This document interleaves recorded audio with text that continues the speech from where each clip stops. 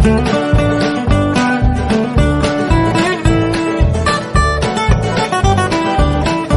hey guys, good morning. আজি পুৱাই ব্লগটো বিছনাৰ পৰা ষ্টাৰ্ট কৰিছোঁ আৰু এতিয়া টাইম হৈছে মৰ্নিং 5:30 আৰু বেটিও শুই আছে। মই ভাবিলোঁ তাই শুই থাকোঁতে ঘৰৰ কামবোৰ কৰি আজৰি হৈ লওঁ, নহ'লে তাই আকৌ সাৰ পালে পাছত আকৌ কৰিব নোৱাৰিম। তেন্তে ঠিক আছে, ময়ো কাম বনবোৰ কৰি আজৰি হৈ লওঁ, তাৰপিছত পুনৰবাৰ আকৌ আপোনালোকক লগ পাম। নমস্কাৰ, আপোনালোক সকলোলৈকে পুনৰবাৰ স্বাগতম জনাইছোঁ এলেক্স লক্ষণাৰ অন্য এটি ভিডিঅ'লৈ।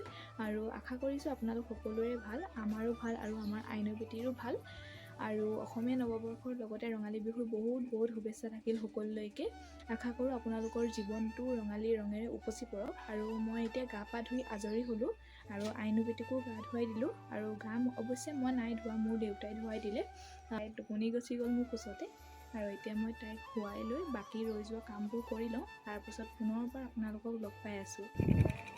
আজি মোৰ মা আহিব আৰু সেইকাৰণে মনটো বহুত ভাল লাগি আছে, কাৰণ মাক বহুত দিন লগো পোৱা নাছিলোঁ। আৰু কালিয়ে অহা কথা আছিল, কাৰণ কালি বিশেষ কাম থকাৰ কাৰণে আহিব নোৱাৰিলে, সেইকাৰণে আজি আহিব লৈছে। আৰু মোৰ হাজবেণ্ডে মাক আনিবলৈ গৈছে আৰু কিছু সময়ৰ পাছতে পাবহি।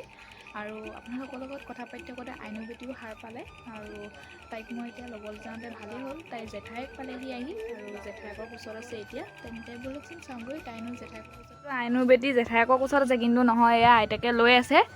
উঠিলা নি? হে, তাই শুই আছে বুলি কিন্তু উঠিলে। এয়া মায়ে লৈ আছে আৰু দেউতাই ইয়াতে শুই আছে, কাৰণ বহুত গৰম হৈছে। আৰু এয়া আইনু বেটি জেঠাইকে ভাত খাইছে, মই কেঁচুৱা ল'বলৈ দিলোঁ, কিন্তু এই ভাত খাবলৈ লৈছে। কিহে ভাত খাইছে? মাংসই ভাত খাইছে, মই কিন্তু খোৱা নাই দেই। আপুনি কওক কিবা এটা। কৈ দিয়ক একো নহয়। সকলোকে ৰঙালী বিহু শুভেচ্ছা জনাইছোঁ। আৰু বেটি তুমি কিবা এটা ক'বা নি?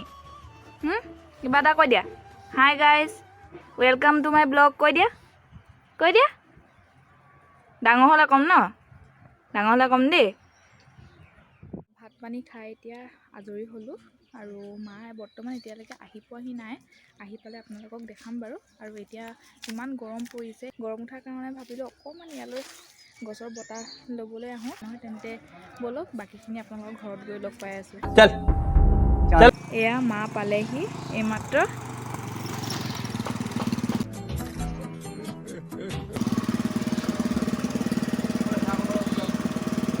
পালাহি, ৰৈ আমনি লাগি গ'লগৈ। এয়া মায়ে বহুত দিনৰ মূৰত আহি পিনি নাতিনীয়েকৰ ওচৰলৈ আহিছে।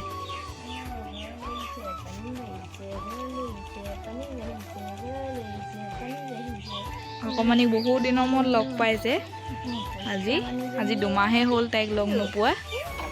এয়া আইতাকক দেখি তাই চকু মুলিছে, শুই আছিলে, সাৰ পালে এতিয়া। সাৰ পালে নি দেহা? আইতাই আহিলে হে, আইতাই আহিলে। তাই শুই আছিলে, আইতাকক দেখি এতিয়া লগালগ সাৰ পালে। আৰু এয়া চাওক আমাৰ এখেতে ইমান ভাল নাপাওঁ খাই লওঁ, মজা আয়া। অলপ পাছত লগ পাই আছোঁ। মা আহিছে, সেইকাৰণে চাহ তাহ বনোৱাৰ ব্যৱস্থা কৰোঁগৈ। আইনু বেটি ককাকৰ লগত খেলি আছে। মই ভাবিলোঁ তাই খেলি থাকোঁতে কাপোৰবোৰ ভৰাই লওঁ, আকৌ আমনি কৰিলে পাছত কাপোৰবোৰ ভৰাব নোৱাৰিম, সেইকাৰণে কাপোৰবোৰ ভৰাই ল'বলৈ আহিলোঁ। কি ক'ব, বহুত কাম বাকী আছে। তাইক আজি এবাৰ লৈছোঁ, এবাৰ কাপোৰ ভৰাইছোঁ, এবাৰ বাচন ধুইছোঁ, তেনেকৈ কৰিবলগীয়া হৈছে। ঠিক আছে তেন্তে মই কাপোৰবোৰ ভৰাই লওঁ। আৰু আইনু বেটিও ককাকৰ ওচৰত আছে, সেইকাৰণে মই ভাবিলোঁ তাই ককাকৰ ওচৰত থাকোঁতেই মই কাম অলপ আছে কৰি লওঁ। কাম মানে বিশেষ একো কাম নাই, আইনু বেটিৰ কাপোৰ অলপ জাৰিবলৈ আছে। এইমাত্ৰ মই ৰ'দৰ পৰা আনিছোঁ, কাপোৰখিনি জাপি লওঁ। কাপোৰকেইটা জাপি হৈ গ'ল, তেন্তে আইনু বেটিয়ে আকৌ আমনি কৰিছে বুলি ক'লে, সেইকাৰণে মই এতিয়া তাইক আকৌ লৈ আহিবলৈ যাওঁ। কি কৰিব, উপায় নাই। আমনি কৰিলে আকৌ লৈ আহোঁ, আকৌ যেতিয়া খেলি থাকে তেতিয়া মই বাকী থকা কামবোৰ কৰি লওঁ। তেনেকৈ খৰখেদাকৈ ইটো সিটো কৰিবলগীয়া হয়, আৰু সেইকাৰণে এতিয়া তাই আমনি কৰিছে, মই লৈ আহোঁগৈ। কামবোৰ কৰি আজৰি হৈ ঘৰৰ সকলোৱে মিলি কথা পাতি থাকোঁতে এয়া আমাৰ ওচৰৰে আমৈতী ওলালহি। আৰু এয়া চাওক, আমৈতীয়ে বিহু বুলি আমালৈ ইমান হেঁপাহেৰে পিঠা বনাই আনিছে। ভাল লাগে ন, যেতিয়া কোনোবাই আপোন বুলি ভাবি হেঁপাহেৰে কিবা এটা দিয়ে, নহয়নে বাৰু? আপোনালোকেও জনাবচোন কমেণ্ট কৰি।